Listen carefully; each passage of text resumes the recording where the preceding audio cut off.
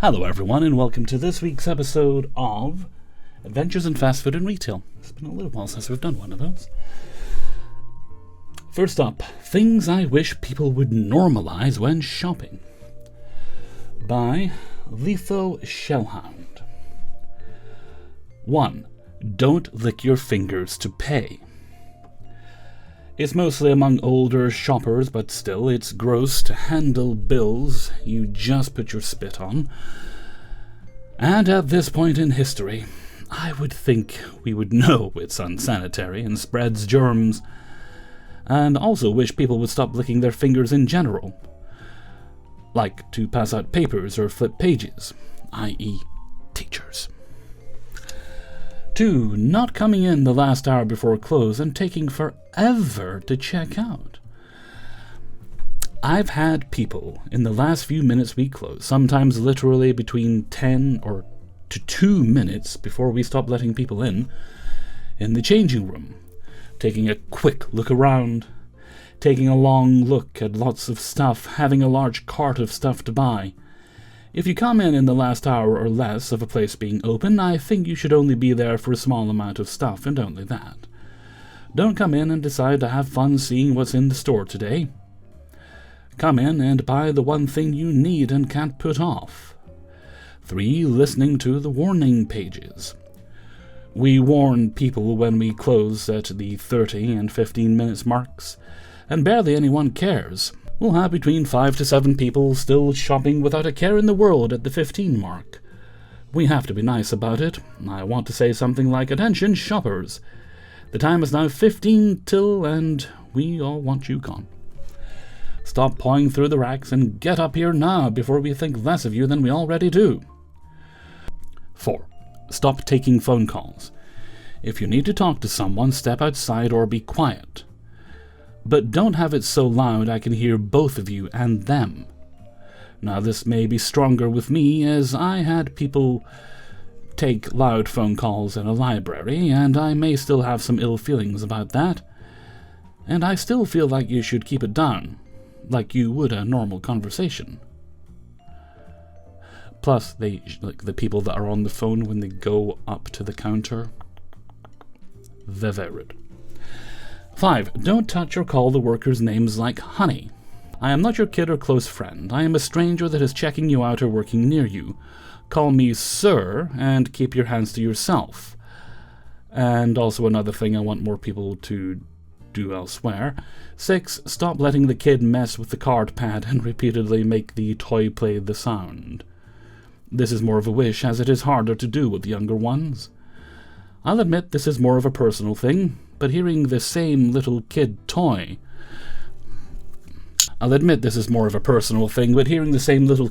noise for the 10th time in a row grates my nerves. And the kids can mess with the card reader in a bad way. I had a baby tap after the card was accepted, and it took it, meaning the card would have been charged with the next person's purchases. A very generous baby. And it's gross. They cram their fingers in their mouth. Well, now we know where the adults learn it. And then they smash them all over the buttons. I mean, I could go on and on about my various pet peeves in retail. Never bothered me when people called me honey or sweetheart or anything like that. I certainly didn't expect anyone to call me sir. They barely thought I was human.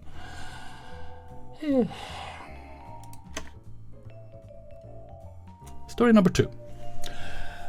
My current peeves. Almost here, but not. I've been in grocery for a few years now, but things just keep getting worse. Holidays suck, naturally, and it's bringing out all the biggest idiots and the dumbest shit. Here are my current biggest pet peeves as a cashier and self-checkout operator, service desk, extra body. Let's start out with an extravaganza of complaints regarding our app and clipped coupons. I didn't see a sign saying I needed to clip it in the app. Yes, you did. The sign has the little sale price on it. Literally says you have to clip the deal in the app. It's not my problem you can't read the sign. And I don't know what your app is like, but I know that the ones I use for local stores, they've got like an activate all option if you just want to activate them all. I think it's stupid we need to use the app to clip deals. Yeah, me too. But I hear it all day. You're the 50th person to give me that opinion in the last hour. I mean, you're obviously the head of the company. Why wouldn't they be complaining to you?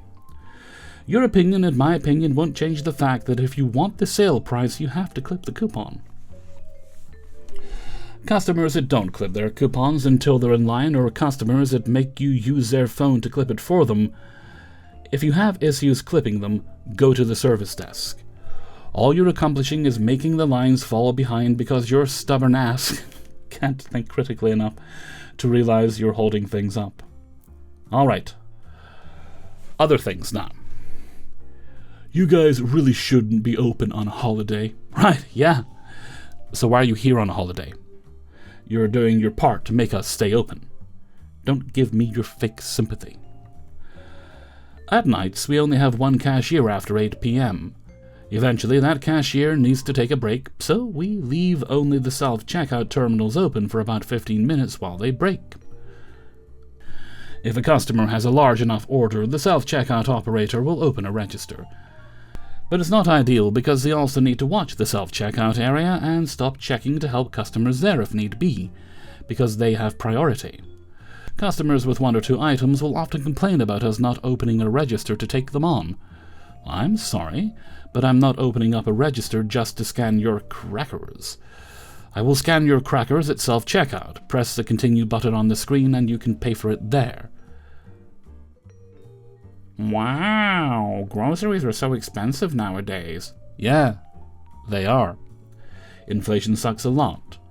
You also bought 4 cases of beer in your order. That's essential beer. Medicinal beer. Maybe if you didn't buy 60 bottles of beer on the wall, 60 bottles of beer, and take up half the cost of your bill, you wouldn't have such a high cost to pay. Customers ripping the receipt out of the self-checkout terminal before it's done printing and causing the entire roll to come out. Please just give it half a second to print and then gently give it a tug. I was told I'm not allowed to do that in public anymore. Pulling the receipt mid-print with the strength of Hercules doesn't help.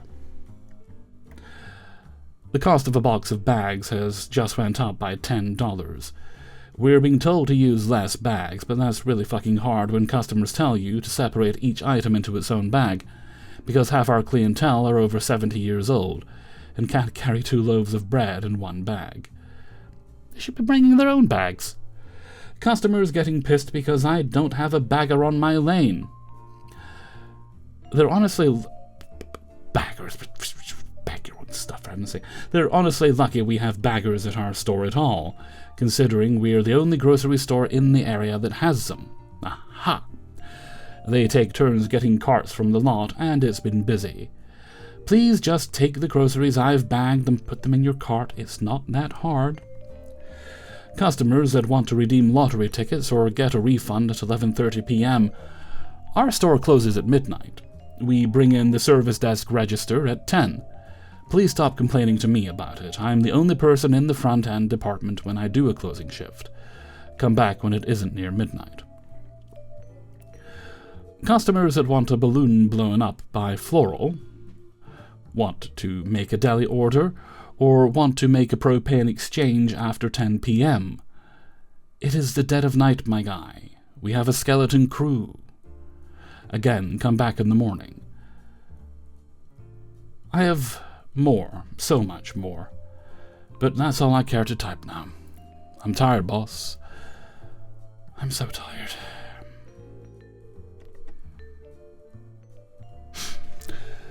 Sorry, I was just thinking about the poor skeleton crew. The guys died and they're still making them work. Story number 3.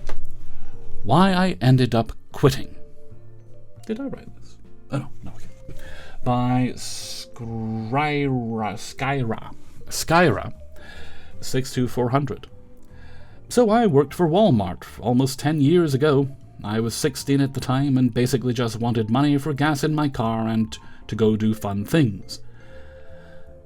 I was in choir back then as well, and we had choir concerts that were a big part of our grade, so I informed my manager of this and told him that I would get the schedule of when the choir concerts were to him once my teacher gave it to me. I received said choir concert schedule about 2 weeks into the school year, and when I not only requested all of the days off, but handed my manager the schedule, he responded with, "I can't approve all this time off because I needed the schedule for this like a week ago." I looked this dumbass dead in the face and responded with, "Actually, you will approve this because I'll just quit if you're going to interfere with my schoolwork." The confidence of youth.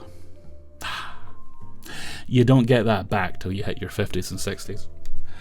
Ironically, because at that point, you've been through life and you stop giving a shit because you're burnt out.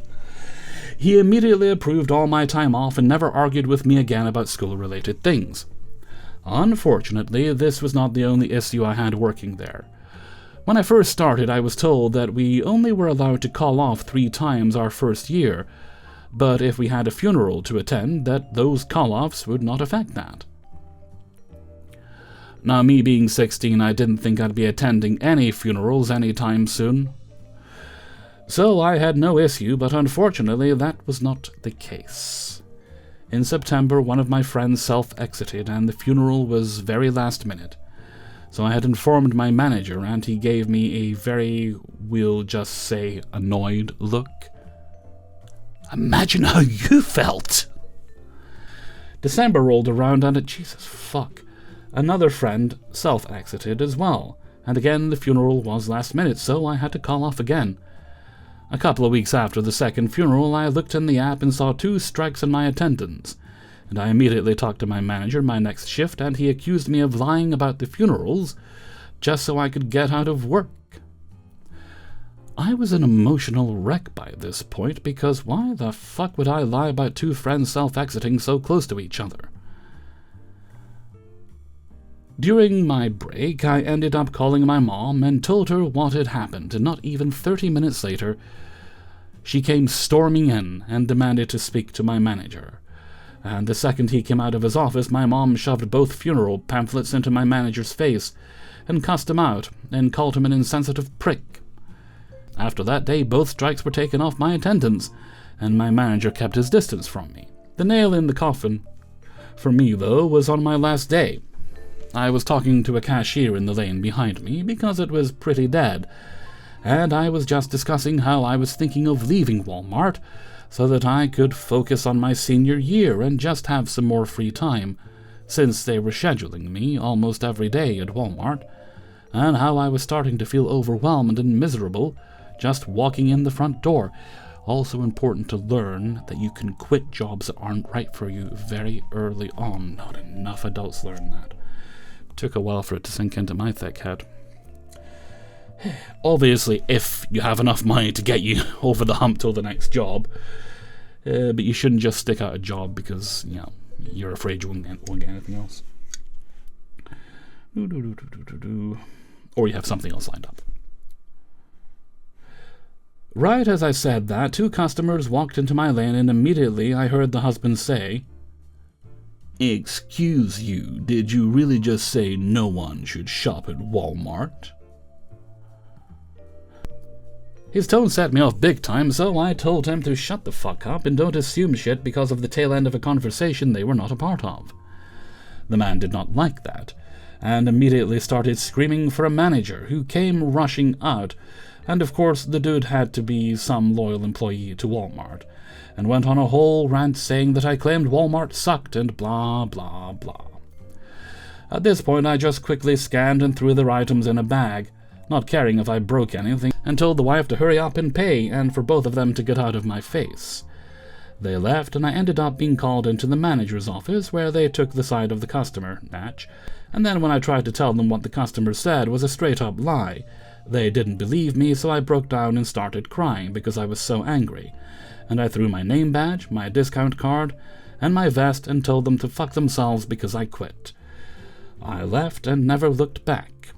I honestly have no regrets for burning that bridge, because that was a whole lot of BS, and I only worked there for 10 months. That was an eventful 10 months. Jeezy, crazy.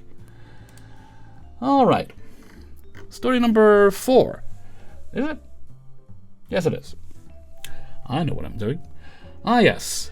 The head-to-toe black Walmart uniform. by bitterleg9473. I've worked in retail and customer support most of my life, and like to joke that instead of resting bitch face, I have resting how can I help you face. Oh, I have that too. It's so hard to get rid of. I am forever being Here's the thing. The behavior you learn in retail, it's hard to break. Twice today, I was in a shop. Haven't worked in a shop since, was it 2016 when I quit? It was 2016. 10 years now. I'd noticed that employees, they'd accidentally drop something from their cart. When they're putting stuff out, I'd pick the cardboard up and I'd throw it in for them. I did that twice today. Complete instinct. Barely even... Stupid brains. I am forever being mistaken for an employee of basically every department store, warehouse store, and big box store ever. It's a running gag with my family. I also have people-pleasing tendencies, and I'm used to helping customers, so most of the time, it's a non-issue, and I do it out of reflex. And people eventually realize they just asked another customer and apologize.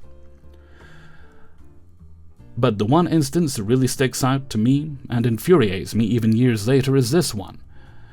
A few years back, my grandmother passed away. She'd been ill for a while, then caught COVID and had a stroke. It was hard on everyone, particularly my mum and aunt, but ultimately a relief because we knew she wasn't suffering anymore. We had a very small graveside service with immediate family. I was wearing black trousers, a black cashmere turtleneck, pearls, and a black peacoat. It was winter in Montreal, cold and snowy, and about halfway through the service I realized one of my winter boots had a hole in it. I ignored it for as long as possible, and as soon as I got back in the car with my folks, I told them what had happened, and we made a pit stop at Walmart because I needed something cheap and fast before we continued on with our day. Now keep in mind, I'm still wearing all black. I'm a snotty, red-faced mess from crying and standing outside in below freezing temps. And very clearly not in my right mind. I'm trying on boots, and so are like 4 or 5 other people, because this is the first big snow of the year, and despite all living in Canada, we're none of us properly prepared for this. As I'm bending down to try a pair on, this dude roughly in his late 50s, so maybe 15 years my senior, tops, asks me to pass him his size in a pair of winter work boots. I'm on autopilot and they're relatively close to me, so without thinking I just hand him the box. Big mistake. He starts asking for several other pairs, saying one doesn't fit, asking me to move so he can see what's behind me, etc., etc., etc. At this point, the people in the aisle are looking at me with concern, because even though they don't know exactly what the situation is, they can see that A, I clearly don't fucking work at Walmart, and B, I'm frazzled and upset. I quietly just say I'm trying stuff on. He's welcome to reach over and help himself. At which point he starts yammering about useless employees and saying he should complain to a manager. I just look up at him and go, I don't work here. I just buried my grandmother. I need boots. I shit you not, he looks me up and down and goes, well, I just thought, the way you're dressed, I mean. And then proceeds to look on his own and mutter about how unhelpful people are nowadays. That is a man who has no class. Someone who'd been raised better would realize, oh, I fucked up, I should apologize. Because yes, all the Walmarts I've ever been to sure have all black semi-formal as their employee uniform. Dude, really. 5th and final story. I no longer work here. Begging not to, actually. By Pretending Cyrus. Finally, out of 2 locations in almost a third of my life, I was getting out of retail. Congratulations. Mr. Walton's Retail Mart, in particular. I was finally getting a job. I did 2 phone interviews, got the job, and was given the start date, November 1st, 2023. I think I got the job offer in the first half of October. Great. I gave notice the same day. Both text messages, and a formally typed letter, which I'm assuming all began with, "Surprise, motherfuckers." More than 2 weeks. I worked digital orders. Word got around quickly. Everyone found out I was leaving. I got a lot of backpats and congratulations. Some "don't leave us here to burn" messages. I worked 40 hours for the next 2 weeks, and we get paid bi-weekly. And within that time, they cleared me off the schedule for November. Schedule is usually released 3 weeks ahead. The month ended in the middle of the week, and I got to go to my last day of work, Halloween, as Laffy. Gave away treats, got a gift basket for my whole apartment. Oh, they liked you. Trashed my vest in the break room, and flipped off the building as I left. Early next day, I went to training for my new job. It was a salary job. Yay, but yuck. Which means I get paid monthly. I also was not willing to pay the insane amount for Cobra to keep my insurance, so I lost it the day I got terminated from Retail Mart. This all meant that for 1 whole month I had no insurance and I had no money besides whatever I had on me. I worked for 2 weeks into November, waiting for my final check, which should either be loaded or at least hefty, carried by all the paid time off I had saved up, easily carrying me through the rest of November. I hurt my knee in a super stupid way around the same time, but was afraid to get it looked at since I had no insurance and no money. And no time I could take off yet, so I had to limp around for a few days. The Wombo Combo. I get my mid-November final check from Retail Mart. It's like $100. Incorrect. It does not have my saved time on it. It only has the 2 days off of the pay period I worked. The last 2 days of October. My eyes nearly fell out of my head. I checked to see if I could log into the Retail Mart employee app. I can. This is bad news. This means Retail Mart still lists me as an employee. I have not been terminated in their system. This actually means I still have insurance, and might have been charged for it, now that I think about it, and had been limping around training for my salary job, actually fully insured. But also that means I did not have money. Not for rent, not for food, not for medication, not for car insurance. I had about 50 or 60 hours in paid time off that I was literally banking on getting with my last check that week, that was still in the void. I tried to call up there, and of course I can't get through to anyone that matters. As the combo part of the Wombo Combo, I get a notification from the Retail Mart work app. They literally added my ass back to the schedule on one of the upcoming weeks, probably right before Thanksgiving. That weekend, I march back up there. I walk into the back. Office is empty as always. I wish to explode.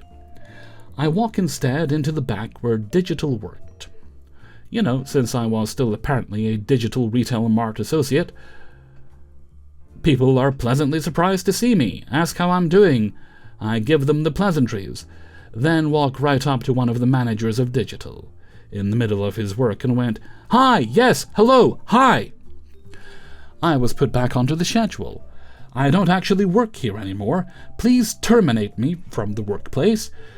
I gave my 2 weeks over a month ago. My money is being held. Please remove me. Apparently, disrupting the workday like so was more effective than a 2.5-week notice, both texted and printed. It figures. I handed 10 years of my life to that company and still had to kick and scream to get away. Anyways, approaching my 3rd year in admin services.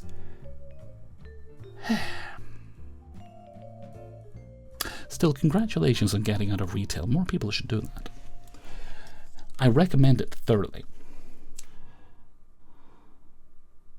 And that brings us to the end of today's video. Big thanks to everyone who allowed me to use their stories.